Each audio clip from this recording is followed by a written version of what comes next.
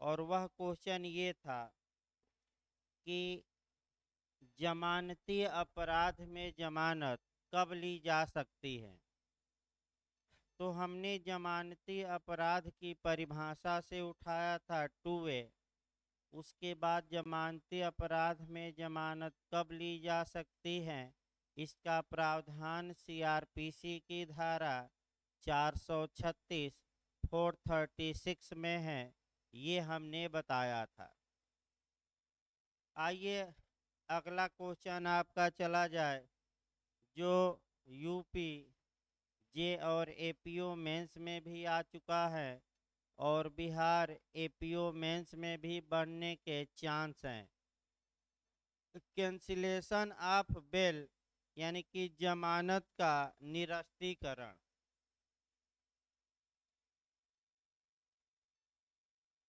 जमानत का निरस्त किया जाना यानी कि जमानत का कैंसिलेशन या जमानत का निरस्त किया जाना, यहाँ से भी आपका अच्छा क्वेश्चन बनता है। क्वेश्चन का मॉडल पहले मेंस का बना लिया जाए, इसको आप अच्छे से तैयार रखेंगे। ये क्वेश्चन यूपीजे में और यूपी एपीओ में आ चुका है और इसको आपको पढ़ते समय सतर्क और सावधान रहना है।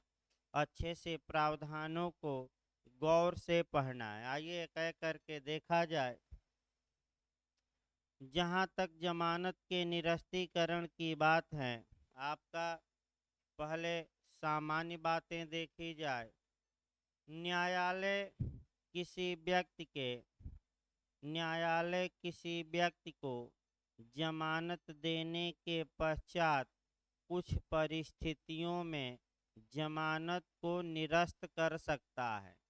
ऐसी परिस्थितियां दंड प्रक्रिया संहिता की धाराएं, अब वही सेक्शन याद रखना है और वही सेक्शन लिखना है। ऐसी परिस्थितियां सीआरपीसी की धाराएं 436 के क्लाज 2 में दी गई हैं। फिर आपका 437 के क्लाज 5 में दी गई हैं और 439 के क्लाज 2 में दी गई है। और एक और दिखा दीजिएगा कि उच्चतम न्यायालय भी जमानत को निरस्त कर सकता है और किस अनुच्छेद के तहत करता है, या जमानत देता है या निरस्त करता है। तो आर्टिकल यानी कि संविधान का अनुच्छेद एक लास्ट में दिखा दीजिएगा 145। मैंने आपका सुप्रीम कोर्ट तक एक लाइन जरूर दिखा दीजिएगा कि उच्चतम न्यायालय संविधान के अनुच्छेद 145 के तहत जमानत निरस्त कर सकता है। अब देखिए एक एक करके वहीं आपका चलना है। आपका आइए देखा जाए, इन्हीं चारों बातों को डिटेल में लिखना है। अगर ये क्वेश्चन आए कि जमानत का निरस्तीकरण कब किया जा सकता है, इसके बाद आपका ये भी इसमें जोड़ देता है कि जमानत के निरस्तीकरण का आधार बताइए, यानी कि जमानत का निरस्तीकरण कब किया जाता है और जमानत के निरस्तीकरण का आधार बताइए। तो कम से कम 10 आधार आपको लिखने पड़ेंगे, यानी कि क्वेश्चन थोड़ा आपका बड़ा हो जाएगा। तो आइए हम देखते हैं, पहला पॉइंट देखते हैं आपका सेक्शन 436 का क्लाज 2 देखते हैं। कल भी मैं बताया था, आपका क्लास 2 कल भी बताया था, फिर आज हम बता रहे हैं। आपका 436 का क्लास 2 कहता क्या है, फिर देखिए। यदि किसी न्यायालय ने जमानती अपराध में जमानत दी हो और तत्पश्चात अभियुक्त न्यायालय द्वारा निर्धारित समय पर, स्थान पर या तिथि पर, तीनों लिखिएगा कौन कौन, समय, स्थान और तिथि पर उपस्थित नहीं होता तो ऐसी दशा में न्यायालय ऐसे व्यक्ति की जमानत को निरस्त कर सकता है, यानी कि अभियुक्त की जमानत को निरस्त कर सकता है। फिर एक बार इसको समझिए दोबारा।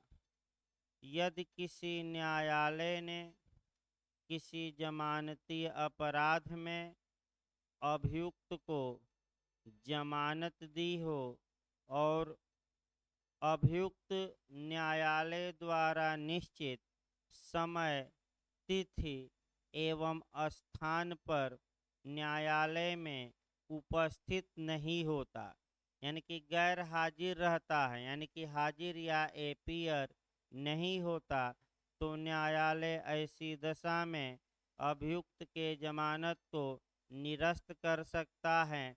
ये कहाँ प्रावधान दिया गया है, तो सीआरपीसी की धारा 436 के किस क्लाज में, तो आपका जवाब रहेगा क्लाज 2। छांट छांट के लिखना है। अब आइए अगला देखा जाए 437 का क्लाज 5, यानी कि सीआरपीसी की धारा 437 का क्लाज हमें 5 देखना है। देखिए क्लाज 5 क्या कहता है। अजमानती अपराध में मजिस्ट्रेट द्वारा जमानत का रद्द किए जाने का प्रावधान किया गया है। फिर याद रखिए कौन से अपराध में ये लागू होगा। पहला क्वेश्चन, कौन से अपराध में, अजमानती, और कौन निरस्त करता है, मजिस्ट्रेट। भाई न्यायालय न मार दीजिएगा, न लिखिएगा, उच्च न्यायालय भी नहीं लिखना है, बल्कि क्या लिखना है, मजिस्ट्रेट। देखिए अबेयर एक्ट आपका देखना है। अजमानती अपराध में जमानत देने के पश्चात मजिस्ट्रेट द्वारा जमानत निरस्त की जा सकती है यदि मजिस्ट्रेट ऐसा करना आवश्यक समझता है। यानी कि एक कमी दिखाई दे रही है, भले आप न मने समझ पा रहे हो, कि आखिर जब मजिस्ट्रेट ने जमानत दे दी है तो किस आधार पर जमानत वह निरस्त कर सकता है। वे आधार नहीं बताए गए हैं, बल्कि ये बताया गया है कि मजिस्ट्रेट जमानत देने के बाद यदि आवश्यक समझता है तो ऐसे व्यक्ति को गिरफ्तार करने का निर्देश दे सकता है और अभिरक्षा में सुपुर्द कर सकता है। यानी कि जमानत निरस्त करके और क्या जारी किया जाएगा, गिरफ्तारी का वारंट। ऐसा व्यक्ति गिरफ्तार होकर आएगा और मजिस्ट्रेट कहाँ सुपुर्द कर देंगे उसे, आपका अभिरक्षा में, कस्टडी में। लेकिन आधार नहीं दिया गया है। आइए अगला देखा जाए 439 का क्लाज 2, यानी कि सेक्शन आपका कौन लिखना है अगला, 439 का क्लाज 2 लिखना है, 439 का क्लाज 2। सत्र न्यायालय या उच्च न्यायालय, फिर एक बार याद रखिए, कोर्ट ऑफ सेशन या हाई कोर्ट, यानी कि सत्र न्यायालय या उच्च न्यायालय अध्याय 33 के अंतर्गत, यानी कि इस जो हम लोग पढ़ रहे हैं इस अध्याय के अंतर्गत जमानत पर रिहा किए गए किसी व्यक्ति की जमानत निरस्त कर सकते हैं। यानी कि अगर पूछा जाए कि क्या कोर्ट ऑफ सेशन भी जमानत निरस्त करता है, हाई कोर्ट भी करता है, तो आपका जवाब रहेगा कर सकता है। किस सेक्शन में है सीआरपीसी के, तो 439 का कौन सा क्लास 2। अब इसके बाद आपका दिखाना है उच्चतम न्यायालय द्वारा जमानत का निरस्त किया जाना है। ये सीआरपीसी में नहीं मिलेगा, ये कॉन्स्टिट्यूशन में मिलेगा। को रिलेट करके लिखना है। देखिए, उच्चतम न्यायालय अनुच्छेद 145 के तहत, अनुच्छेद याद रखिएगा कौन सा अनुच्छेद, 145।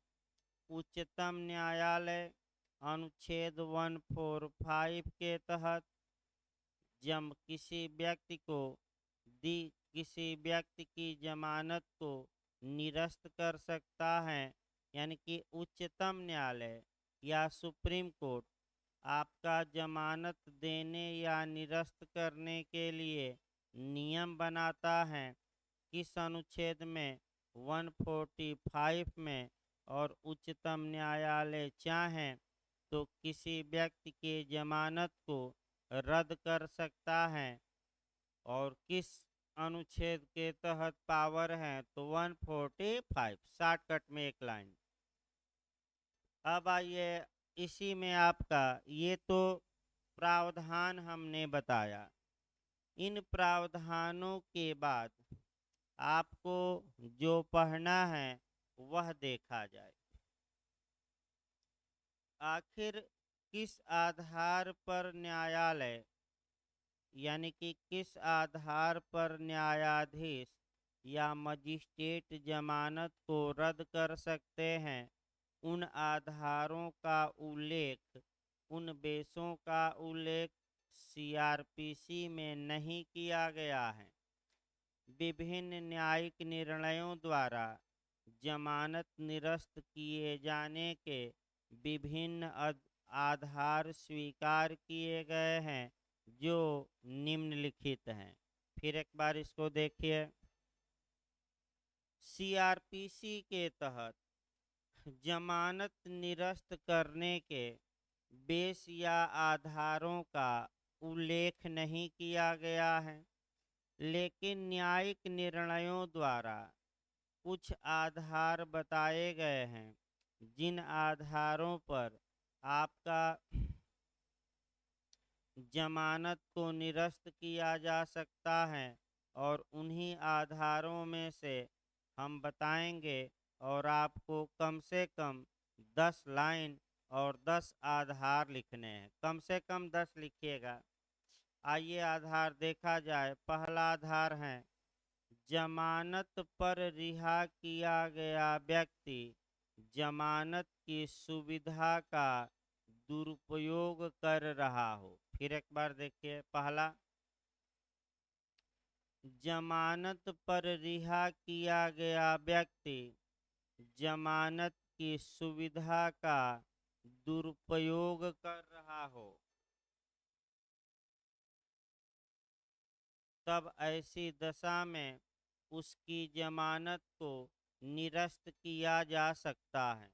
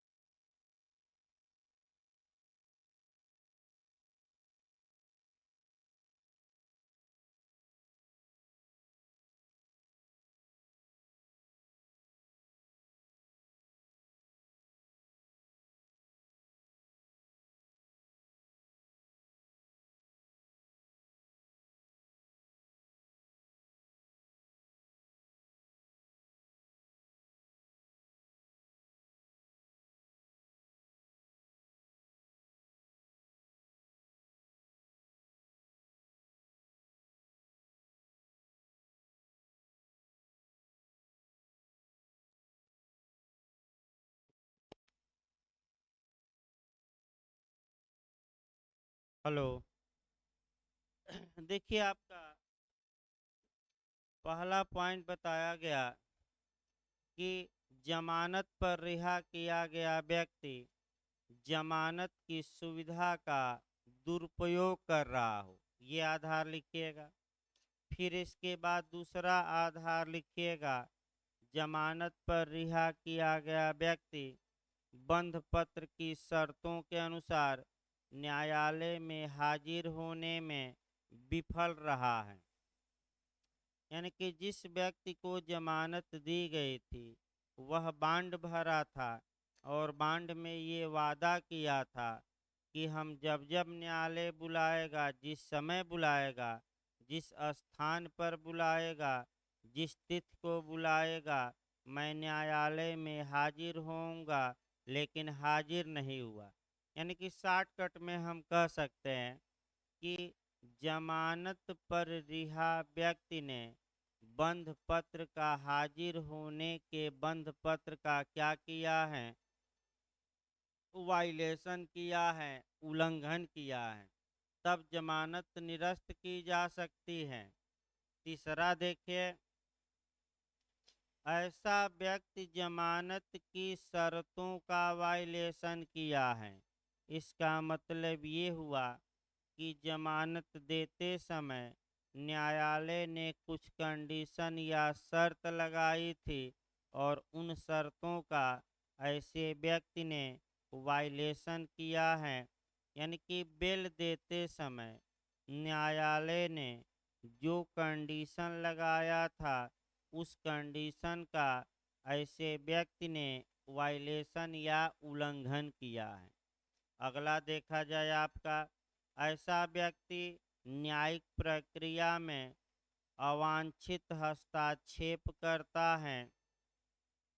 यानी कि न्यायिक प्रक्रिया में ऐसा व्यक्ति जमानत पाने के बाद गलत तरीके से अगर हस्तक्षेप करे तो इस आधार पर भी उसकी जमानत रद्द की जा सकती है, निरस्त की जा सकती है, कैंसिल की जा सकती है। यानी कि अगला पॉइंट ये मिला कि न्यायिक प्रक्रिया में, जुडिशियल प्रोसीडिंग में गलत तरीके से क्या कर रहा है, हस्तक्षेप। अगला आधार देखा जाए पांचवा, ऐसा व्यक्ति पुनः अपराध किया हो। इसका मतलब ये हुआ कि एक बार वह अपराध कर चुका था, गिरफ्तार हुआ, जमानत दी गई और वह जमानत के बाद पुनः अपराध किया है, तो ऐसी दशा में जमानत उसकी निरस्त की जा सकती है। यानी कि ये आधार। अगला, ऐसा व्यक्ति फरार हो गया हो। फरार हो गया हो मतलब कि जमानत पाया, जमानत पाने के बाद तो न्यायालय में आया ही नहीं, बार बार डेट लग रही है, लेकिन पता लगा कि वह क्या हुआ, घर बार छोड़कर फरार हो गया। तो ऐसी दशा में क्या किया जाए, तो अब फरार हो गया तो आपका आधार वारंट जारी किया जाए, सेक्शन 82 यूज किया जाए, 83 यूज किया जाए, और क्या उपाय है। अगला देखिए, ऐसा व्यक्ति साक्ष्य को मिटा रहा हो। यानी कि इसका मतलब ये हुआ कि जमानत पर रिहा होने के पश्चात ऐसा व्यक्ति साक्ष्य को मिटा रहा हो, साक्ष्य से खिलवाड़ कर रहा हो, तब ऐसे व्यक्ति की जमानत निरस्त की जा सकती है। अगला देखिए आपका, ऐसा व्यक्ति साक्षियों को धमकी दे रहा हो। यानी कि गवाहों को धमका रहा हो कि तुम गवाही देने न जाना, नहीं तो इसका अंजाम बहुत बुरा होगा। और ज़्यादातर लोग जमानत पाने के बाद गवाहों को धमकाते हैं, इसमें कोई शक नहीं है, और इस आधार पर भी उनकी जमानत क्या की जा सकती है, रद्द। अगला देखिए आपका, ऐसा व्यक्ति मजिस्ट्रेट या पुलिस अधिकार ऐसे व्यक्ति को मजिस्ट्रेट या पुलिस अधिकारी ने अनुचित रूप से जमानत दे दिया हो। यानी कि जमानत देने का आधार नहीं था और गलत तरीके से जमानत पर क्या हो गया, रिहा। तब जमानत निरस्त करके और पुनः अभिरक्षा में भेजा जा सकता है। फिर एक बार देखिए, ऐसे व्यक्ति को मजिस्ट्रेट या पुलिस अधिकारी ने अनुचित रूप से जमानत पर रिहा किया हो। अगला आइए, अभियुक्त का जीवन संकट में हो, ये भी एक आधार है। यानी कि अगर अभियुक्त बाहर रहा तो हो सकता है कि उसकी हत्या हो जाए, उसको मार दिया जाए, तो अभियुक्त जिंदा रहे और न्यायिक प्रक्रिया के तहत उसे दंड दिया जाए। इसलिए जमानत पाए व्यक्ति की जमानत निरस्त की जा सकती है, अर्थात अभियुक्त का जीवन संकट में होने पर। एक लाइन लिखना है, कौन सा? अभियुक्त का जीवन संकट में होने पर। अगला आया कि अभियुक्त द्वारा विधि और व्यवस्था में व्यवधान कारित किया जाना, यानी कि जमानत पर छोड़ा गया था और विधि और व्यवस्था में क्या डाल रहा है? बाधा। तो जमानत निरस्त करके कहाँ भेजा जा सकता है? आपका जेल। ये 11 आपके आधार बताए गए। अब आइए, इसके बाद आप लिख देंगे कोई अन्य कारण जिसे न्यायालय उचित समझे। बस एक लाइन बढ़ा देना है लास्ट में, यानी कि 12वां पॉइंट का बढ़ाना है, कोई अन्य ऐसा कारण जिसे न्यायालय क्या समझे? उचित। यानी कि आपका ये जो लास्ट लाइन है, इसमें तमाम बातें विवक्षित रूप से समाहित हो जाएंगी, लिखने की आवश्यकता नहीं है। इसमें तमाम बातें अपने आप क्या हो जा रही हैं? समाहित। इस प्रकार आपका एक क्वेश्चन बताया गया, ये मेंस के लिए अच्छे से तैयार रखिएगा। फिर मैं बता दूं कौन कौन धारा लिखना है लास्ट में। 436 का क्लास 2, 437 का क्लास 5, 439 का क्लास 2, संविधान का अनुच्छेद, और कम से कम 10 आधार जरूर लिखिए जमानत के निरस्तीकरण के आधार। आइए अब अगला क्वेश्चन पर आया जाए, जो यूपी जे में भी आ चुका है, यूपी एपीओ में भी और बिहार में भी चांस हैं। वह क्वेश्चन ये है आपका कि सशर्त जमानत किसे कहा जाता है और वे कौन कौन क्या सशर्त जमानत दी जा सकती हैं और वे कौन सी कंडीशन हैं या कौन सी शर्तें हैं जो जमानत देते समय अभियुक्त पर अधिरोपित की जा सकती हैं। तो 10 मिनट ब्रेक